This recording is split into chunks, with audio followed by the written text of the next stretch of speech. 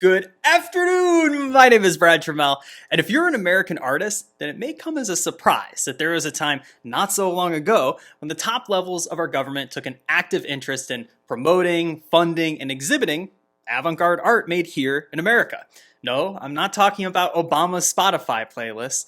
What I'm referring to is one of the most fascinating and consequential chapters in art history. So much so that you probably wouldn't be living in Brooklyn or Manhattan today if it wasn't for the CIA's orchestrated effort to make New York-based abstract expressionism the most globally celebrated art during the Cold War.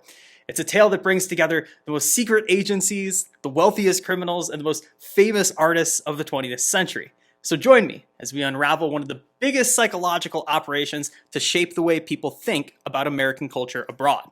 This isn't a conspiracy theory, this is the Psyop report. After the fall of the Berlin Wall, it can be difficult to imagine a time when the entire world wasn't capitalist. And given the 5,000-mile distance between Moscow and Washington, D.C., it can be tempting to think of the Cold War as just a matter of foreign policy. But at the time, it was a top domestic concern too. Every facet of American life was propagandized in opposition to communism.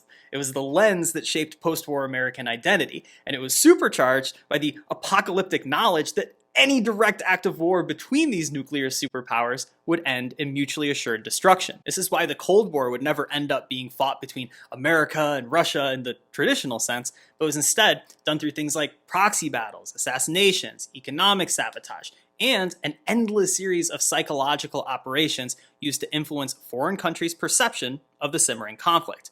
For the United States, these psyops played an important role in the Cold War by cultivating sympathy for America or disdain for communism in places where people might one day be forced to pick a side between the two. Psyops are also considerably less expensive and more subtle than dropping bombs, making them an ideal weapon in a time when direct confrontation was off. This report is about a psyop orchestrated by the Central Intelligence Agency to promote abstract expressionist painting abroad as a way of demonstrating the freedoms enjoyed through the American way of life. It's a story that starts in 1930s New York with the artists who would go on to make these paintings, but it's worth remembering that at the time, Paris was the capital of the art world. The decades of cultural hegemony we think of as being synonymous with New York today, that hadn't happened yet. Chapter 1. The SJWs versus the Goopies, 1930s edition. The artists of 1930s New York were heavily influenced by President Roosevelt's New Deal creation of the Federal Arts Project, which lasted from 1935 to 1943. The Federal Arts Project subsidized murals and other public works as a way to provide relief to unemployed artists. And many of the most famous American artists of the following decades received funding through this program. The work created through the FAP was intertwined with the broader genre of social realist art, which reflected the harsh reality of Depression-era America through the lens of social justice and left-wing politics. Even ABEX poster boy Jackson Pollock attended communist workshops during this time, among many of his peers. Given the overt political purpose of New York art in the 1930s, the abstract art that came immediately after it can be disorienting. How exactly did everyone go from painting stuff that looked like this to painting stuff that looked like this in a span of just a few years? To answer this, I'll be paraphrasing Serge Gaibo's fantastic book on the subject, How New York Stole the Idea of Modern Art. Throughout the 30s, a debate was underway about the relationship between art and politics. On one side of this debate were influential figures like MoMA president Alfred Barr and art critic Clement Greenberg, who argued that art was completely isolated from social reality and was governed by its own intrinsic formal rules. We know this today as the idea of art for art's sake. On the other side were the writers of communist publications like the New Masses, who argued that artists' place in the revolutionary process was thanks to their alliance with and depiction of the struggle of the proletariat. In their eyes, any work that didn't fulfill this role was bourgeois nonsense. Many of the artists of the time felt these ideological camps were too dogmatic, that art wasn't entirely autonomous, but that artists should also be free to depict things other than groups of poor people huddled together. The breakthrough in this impasse came in 1937, when the writer Meyer Shapiro published the essay The Nature of Abstract Art in the publication Marxist Quarterly. In this writing, Shapiro said that all art, even in its most abstract, is rooted in the conditions under which it's produced. This writing refuted Alfred Barr's idea of art as being totally separate from society. but it also refuted the communists' idea of avant-garde art being isolated in an ivory tower.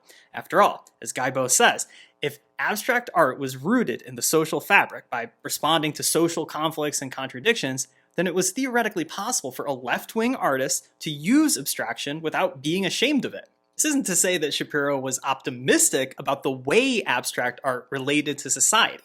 Shapiro also wrote that abstract artists work under the illusion of freedom, but don't understand the complexity of their situation or the tenuousness of their position, that they don't grasp the full implications of their work.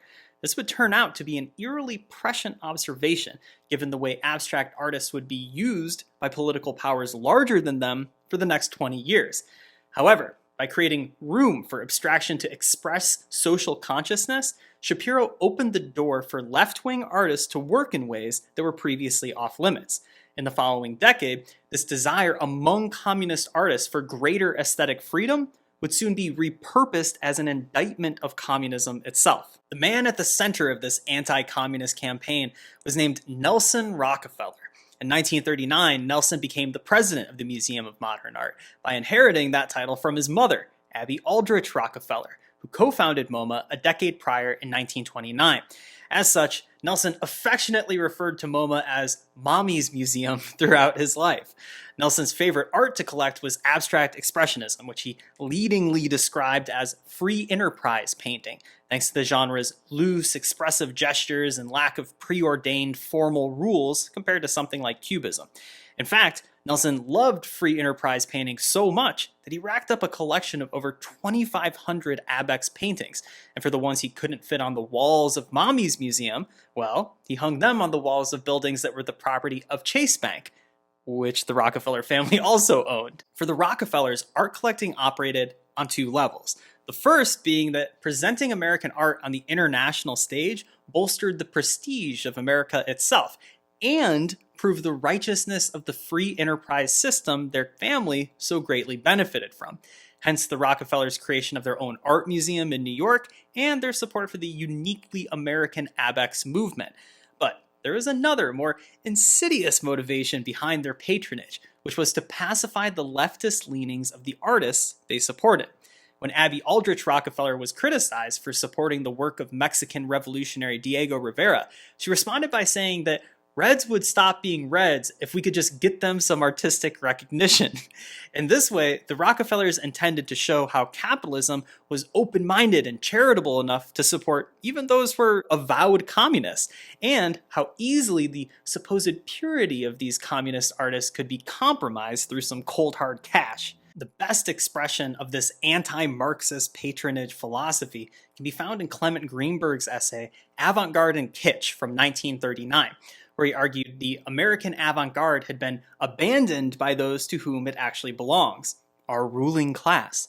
Greenberg advocated for wealthy Americans to adopt a more European ideal of art collecting, where support would be provided by an elite among the ruling classes, from which the avant-garde assumed it was making work in opposition to, but was in fact always connected through an umbilical cord of gold. It was the Rockefellers who would go on to make a reality out of Greenberg's vision of elite American patronage. Artists who previously attended communist meetings or who'd been employed by the federal art program in the 1930s would now be offered a golden umbilical cord of support coming straight from Mommy's Museum starting in the 1940s. Chapter 2. Art against literal Nazis during World War II.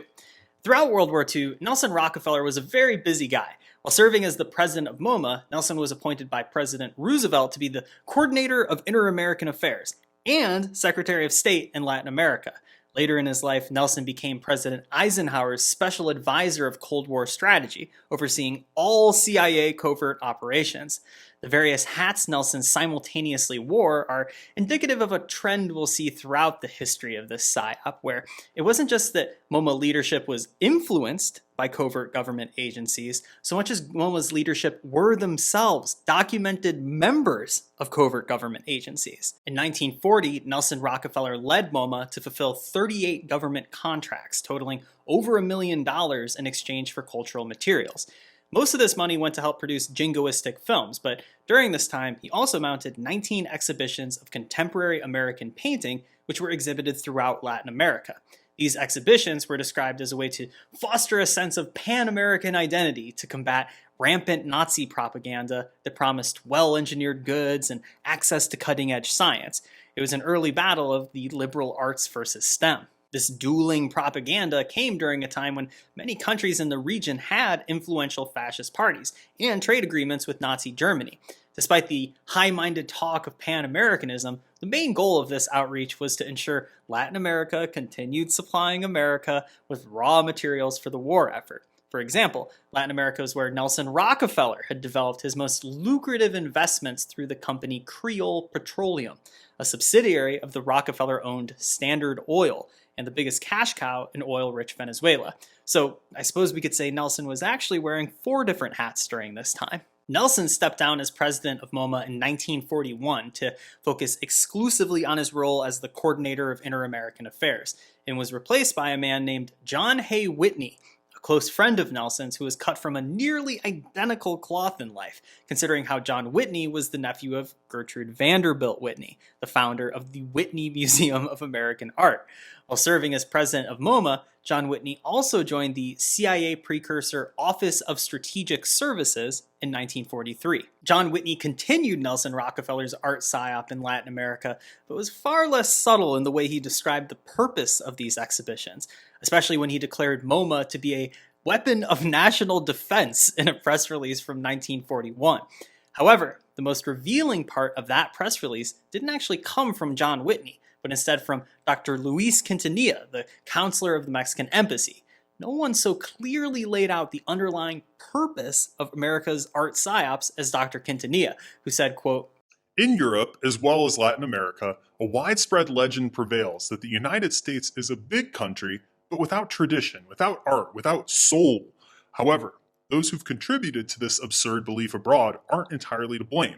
You yourselves, who so often underestimate the non-commercial values of your national life, are equally guilty. Since you have the money, why not organize a traveling art caravan showing your genius in music, painting, and architecture, all of which don't need a translation in order to be understood? The language of Latin America is decidedly a language of the heart. You will not impress the natives of this continent with statistics on industrial production or other numerical evidence of your material strength. If you esteem our friendship, you must appeal to our hearts. A song, a painting, a monument will bring you nearer to us. This would do more to bring us together as friends than 10 years of commercial and political work. If the days of manifest destiny and Yankee imperialism are to be buried in history, then acquaint us with the artistic and human side of the American of today, the American of the good neighbor policy." America wasn't alone in presenting their artistic side as part of the war effort. World War II saw Germany and Russia also promote their respective countries' art as a way to give visual form to their national ideals. For each country, art was vaunted as both a pinnacle of achievement and a unifying force. And in some cases, art that didn't fit these agendas was harshly punished. This shared focus on art during wartime speaks to the conceptual dimension of war, the part where, in order to go to war, a soldier needs to have a conception of a nation they believe they're protecting, a way of life rooted in culture. This is likely why art is one of the first things destroyed when a place has been conquered by an invading army, because art can so effectively maintain a sense of national identity against an imminent threat. What's interesting about comparing the nationally recognized art of these 3 countries during World War II is the way German and Russian art both depicted idealized versions of their citizens engaged in heroic or civically minded acts. This sharply contrasted with what America offered in the form of abstract expressionism, which wasn't a literal depiction of American people, but was meant to exemplify the freedom available to American people to express themselves however they wanted. If German and Russian art was a historically focused way of saying, this is who we've been, this is who we are, then the American use of abstract expressionism was supposed to be a future-focused way of saying, here in the land of the free, you can become whatever you want. This was, of course, a bit of an overreach for a country that still maintained segregation, but the use of abstract expressionism was a comparatively potent symbol nonetheless. It contrasted with what Europeans saw as the regimented, traditional, and narrow nature of Russia's socialist realism. Abex was an avant-garde response to the long line of European isms that came before it, and presented the United States as an up-to-date competitor to Parisian art. This direct relationship between the avant-garde and the war effort has a history dating back to when the term avant-garde was first invented by the French military to describe vanguard troops advancing into battle ahead of everyone else. After World War II ended, John Whitney stepped down as MoMA's president to set up J.H. Whitney and Company, which he described as, quote, a partnership dedicated to the propagation of the free enterprise system by furnishing the financial backing for new, undeveloped, and risky business that might have trouble attracting investment capital through more conservative channels. Which is a description of a business that's somehow more obviously a CIA money front than if he would have just said so out loud. The person who replaced John Whitney as president of MoMA was none other than Nelson Rockefeller once again, who was immediately tapped to use his role at MoMA to combat a new post-war enemy. Chapter 3. The epic advancing American art controversy. The problem was, Soviet propaganda continued to poke fun of America as being a culturally barren capitalist wasteland even after the war was over. So, in 1946, Nelson Rockefeller helped facilitate the sale of 79 paintings from American artists to be sold directly to the State Department for $49,000 total. This work was included in a state-funded traveling exhibition titled Advancing American Art. Its purpose was to, quote, dispel for the foreign audience any notion of the imitative character of American art. In other words, this was supposed to be our primo shit, a way of telling Russia, you think we're a cultural wasteland? Well, fuck you, buddy. Here's our all-star squad of painters. One critic described the exhibition as the artistic equivalent of an offering of our finest bourbon aged in wood, what may be justly described as the wine of the country. It was scheduled to travel Europe and Latin America and included work from artists like Georgia O'Keeffe, Marsden Hartley, Adolph Gottlieb, Ben Shahn, and many others. The show wound up receiving an outpouring of critically positive reviews all over the world.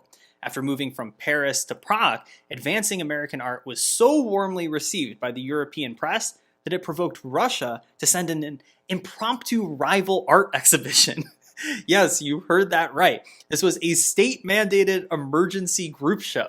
The Europeans' appreciation for advancing American art made it a successful psyop by the standards of the show's plainly stated intent to advance American art in the face of Russian criticism, but by the time it reached Czechoslovakia, the traveling exhibition was prematurely canceled, and not even because of a foreign government's objection to it.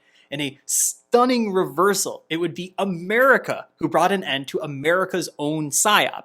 And this is where things get really interesting. The whole debacle started when, back home, Look magazine published an article titled "Your Money Bought These Paintings," which questioned why US tax dollars were being spent on the type of art where my kid could do that. This article gave conservative politicians the perfect opportunity to grandstand over public spending, and boy did they ever. Our edgelord-in-chief, President Harry Truman, said, "If this is art, then I am a black man." One senator said, "If there's a single individual in this Congress who believes this art is bringing a better understanding of American life, then he should be sent to the same nut house as the people who drew this stuff." Michigan Congressman George Dondero called the art part of a worldwide conspiracy to weaken America. Which we can probably read between the lines on that one. But my favorite response came from Los Angeles City Councilman Harold Harvey, who claimed that, quote, "This modern art is actually a means of espionage. If you know how to properly read them, modern paintings will disclose the weak spots in U.S. fortifications, providing secret maps to crucial constructions such as the Boulder Dam."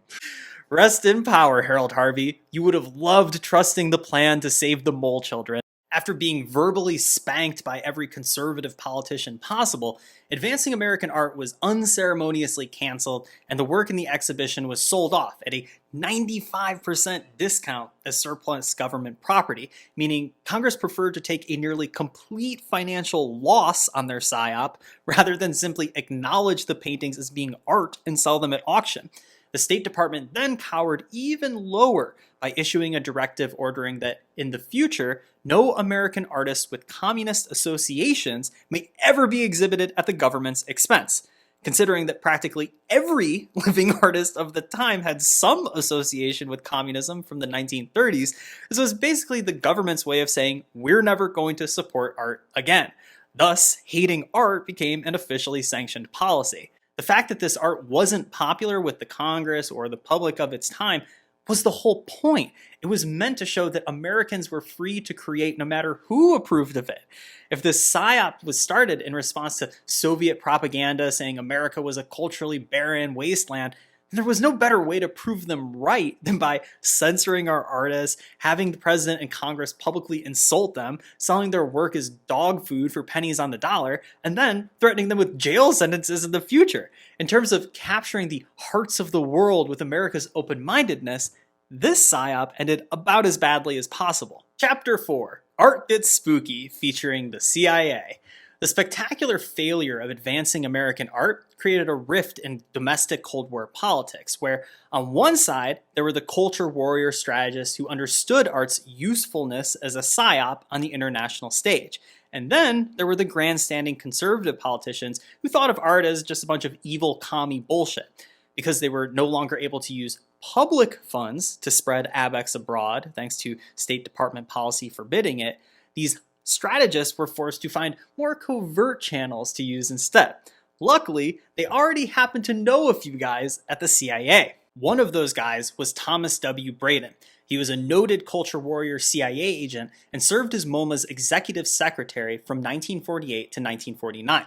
He had this to say about the switch to secrecy, quote, "We had a lot of trouble with Congressman Dondero. He couldn't stand modern art. He thought it was sinful and put up a heck of a fight about painting. He made it very difficult to get Congress to go along with some of the things we wanted to do, like send art abroad, send sympathies abroad, publish magazines abroad, whatever. That's one reason why it had to be done covertly. It had to be covert because it would have been turned down if it was put to a vote in a democracy. In order to encourage openness, we had to be secret." This idea of spreading democracy abroad by avoiding accountability at home could be an official CIA motto. Braden was such a staunch believer in abstract expressionism as a psychological tool to advertise American individualism that in 1967 he wrote an article titled, "I'm glad the CIA is immoral." In it, he echoed Dr. Quintanilla's message from 2 decades before, saying that Exhibiting American art abroad won more acclaim for the U.S. than John Foster Dulles or Dwight D. Eisenhower could have bought with 100 speeches. this switch to secrecy reorganized the way MoMA put on international exhibitions. Instead of being funded through public tax dollars like in Advancing American Art, they now would receive funding from CIA money fronts like the Whitney Trust and the Rockefeller Fund. And instead of operating through the State Department like they previously did, they would now operate through the Congress for Cultural Freedom, which was a left-wing anti-communist organization created by the CIA in 1950, which the CIA, in its own words, called one of our more daring and effective Cold War covert operations. The CCF presented itself as a ragtag group of artists and writers, but it was actually created to, quote, propagate the virtues of Western democratic culture. Not exactly the type of thing you'd expect an artsy beatnik to say. The writer Lucy Levine did a great job explaining the broader purpose of the CCF when she said the CIA chose to headquarter the Congress for Cultural Freedom in Paris because it had long been the capital of European cultural life. Levine said the CCF's main goal was to convince European intellectuals who might otherwise be swayed by Soviet propaganda suggesting the US was home only to capitalist Philistines that in fact the opposite was true. With Europe weakened by war, it was now the United States that would protect and nurture the Western cultural tradition in the face of Soviet dogma. People referred to the CCF's purpose in Europe as fighting the battle for Picasso's mind. Of course, if you're going to be putting on traveling exhibitions in Europe, it helps to have some good reviews for your shows. For this purpose, the CIA funded the Partisan Review, a magazine dedicated to those nominally on the left, but not too far on the left so as to be communist. It was kind of a adbusters of its time. I'm joking because the Partisan Review was actually taken very seriously thanks to contributions from public intellectuals like T.S. Eliot and George Orwell, and its editor was none other than the main man of CIA modernism himself, Mr. Clement Greenberg. Having positive press for American art abroad was helpful, but what about the pesky American press that started the whole advancing American art fiasco in the first place? Well, in order to avoid another Look magazine incident, Alfred Barr was quietly sent out to drum up domestic support for AbX. Barr's biggest victory came when he persuaded Henry Luce, the owner of the Time Life company and a MoMA trustee himself, to officially change his publishing empire's editorial policy toward new American art during the Cold War. Barr did so in a letter to Luce, saying free enterprise art should be protected instead of criticized as it would be in the dastardly Soviet Union. In other words, you don't have to personally like this new art in order to appreciate the positive impact it has for America's reputation. By 1949, Life magazine's center page spread featured Jackson Pollock, placing him on the coffee table of every home in middle-class America, in addition to the walls of many homes in upper-class America. Alfred Barr capped off his domestic media crusade with a lengthy editorial in the New York Times titled, "Is Modern Art Communistic?" which basically served as the gold standard for Cold War culture warrior talking points. In it, Barr offers a history of Russia's increasingly narrow view of art from 1917 to 1952, tracing a line from the ambitious work of Vladimir Tatlin all the way down to the jingoistic painting of Alexander Gerasimov, whose paintings are what it would look like if John McNaughton was being held at gunpoint. Barr offers a slippery slope argument where any art which must serve the interests of all people under threat from its government will inevitably become a flattering portrayal of how the government wants to see itself. This is a fair enough point, but in crafting this dark portrait of the Soviet Union, Barr fails to mention America's own recent history of outlawing art for politically motivated reasons and creation of any number of equally nationalistic artworks dedicated to revisionist history. The 1950s would go on to be a big decade for the secret alliance between MoMA, the CIA, the Whitney Trust, and the CCF, insofar as you can separate any of those organizations from one another. In December of 1950, Porter McCrae took a break from being the director of MoMA's circulating exhibitions to oversee the cultural section of the Marshall Plan in Paris. While he was over there, he said he saw firsthand the result of the State Department's ban on supporting art, saying, quote, "This plays right into the hands of communists by appearing to justify their charge that America fails to share the basic values of Western civilization." When Porter returned to his role at MoMA, he spent the next decade in such an aggressive pursuit to do more European exhibitions that back home in New York, people complained MoMA had been emptied of all its best American paintings. In 1952, as Joseph McCarthy was on the prowl looking for anyone who seemed vaguely red in America, the CIA's art Psyop was secretly able to pull off its biggest show yet in Europe. The show was titled Masterpieces of the 20th Century and took place in Paris. All of the work featured in it came on loan straight from Mommy's museum, just in case the political purpose of the show wasn't entirely clear to its European audience. The curator, James Sweeney, said in his press release about the show that it could not have been created by such totalitarian regimes as Nazi Germany or present-day Soviet Russia. 2 years later, in 1954, the privately owned Museum of Modern Art replaced the State Department as the organizer of America's participation in the Venice Biennale. This was done so that absolutely no public funds could be dedicated to potentially communist avant-garde art. MoMA continued to exhibit AbX artists in Venice during the peak of the Cold War from 1954 through 1962, making it the only privately owned pavilion to ever exhibit at the Venice Biennale to this day. For comparison, this would be like if our Olympic athletes competed on behalf of Amazon Prime instead of America, as every other team in the world represented their home country. By 1956, MoMA's CIA-backed international program had set up 33 international exhibitions, including the generation-defining 12 contemporary American painters and sculptors, which was the first institutional show dedicated to the New York School. 1956 also saw the launch of the Young Painters exhibition, featuring 170 abstract paintings by Americans under 35 years old, and traveled all across Europe's most celebrated museums. This decade of non-stop CIA-funded American AbX shows was capped off with the exhibition Antagonisms at the Louvre in January 1960, which featured the work of Mark Rothko, Yves Klein, Franz Klein, Louise Nevelson, Jackson Pollock, and Joan Mitchell. Much like how the Soviets created an emergency group show in Prague, this CIA-backed exhibition was meant to draw attention away from the Communist Youth Festival that was taking place nearby. The decade-long psyop to canonize abstract expressionism was so thorough that it eventually became a victim of its own success. European critics were outraged that the abstract paintings and antagonisms were so large they required the entrance door of the Louvre to be sawn off to fit them inside. Even the US government changed its tune about AbX in light of its propped-up success. In a stark reversal of the previous administration's thoughts about art, President Eisenhower gave a speech at MoMA's 25th anniversary party, saying, quote, "As long as our artists are free to create with sincerity and conviction, there will be a healthy controversy and progress in art. How different it is in tyranny, when artists are made the slaves and tools of the state. When artists become the chief propagandists of a cause, progress is arrested, and creation and genius are destroyed." This is, of course, a rich statement from Eisenhower, given the fact that he was well aware of the CIA's use of AbX as its own propaganda tool. In comparing the two, the great sin of Soviet realist art isn't that it served as propaganda, but the fact that it was so obvious in its intention.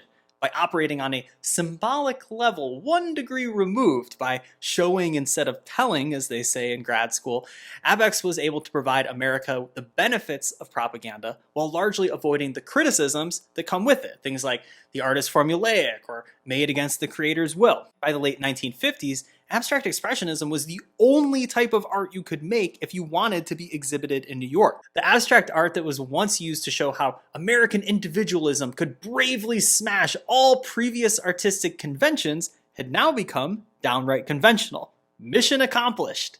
Chapter 5. Les Takeaways. I think the most important takeaway from looking at this psyop is to understand how this segment of history became the blueprint for art's privatization in America. It's a theatrical production that's been staged and restaged many times now, and the script works like this. Step 1. Anytime art is publicly funded, it's subject to immense scrutiny in the American media. Article after reactionary article criticizes any government funding dedicated to culture as being a waste of taxpayer money. It's a level of scrutiny totally disproportionate to the amount of money ever dedicated to art, which is always infinitesimal compared to what's wasted on the military or tax breaks for the wealthy. This taped banana sure is crazy, the media says, in an act of well-rehearsed outrage to make our private healthcare, crumbling roads, and morbidly ill population seem normal by comparison. Step 2. This media narrative is ultimately put into use by conservative politicians looking to wield popular resentment against art as an excuse to cut public funding for literally anything. Because art is broadly thought of as urbane, academic, and queer, it also makes for the perfect sacrificial lamb to score cheap points in the culture war. This debate between artists and politicians is fairly one-sided, considering the art industry doesn't have lobbyists, and because any attempt to sway the public's opinion about art is made impossible, thanks to the fact that all of art's most well-qualified representatives speak in nonsensical gibberish. Thus, public funding for art is cut. Step 3. With art almost completely privately funded, the patron class then lobbies the government for various tax exemptions. The argument the Rockefellers of the world give is that because they're carrying the entire burden of supporting culture, and because support for culture is necessary and virtuous, they should be incentivized to do so by receiving tax breaks for their charitable benevolence. The government inevitably agrees to do this, subsidizing billionaires' spending habits on art while cutting public support for artists. The fact that the government prefers to give money to the people who buy art instead of just distributing grants directly to the artists who made the work in the first place is an instructive look into how the average politician sees art on the whole. As this story shows, there's never been a time when America has taken pride in its artists by identifying with their work as something intrinsic to our character, as we so often do with sports or natural landscapes or even architecture. It's a story about how the relationship between America and its artists has always been hostile or purely transactional. Where the CIA once exported the New York School to the rest of the world to improve our country's image, today's governmental efforts are focused on importing New York-style arts districts to every mid-sized city in America as part of an endless series of downtown revitalization efforts.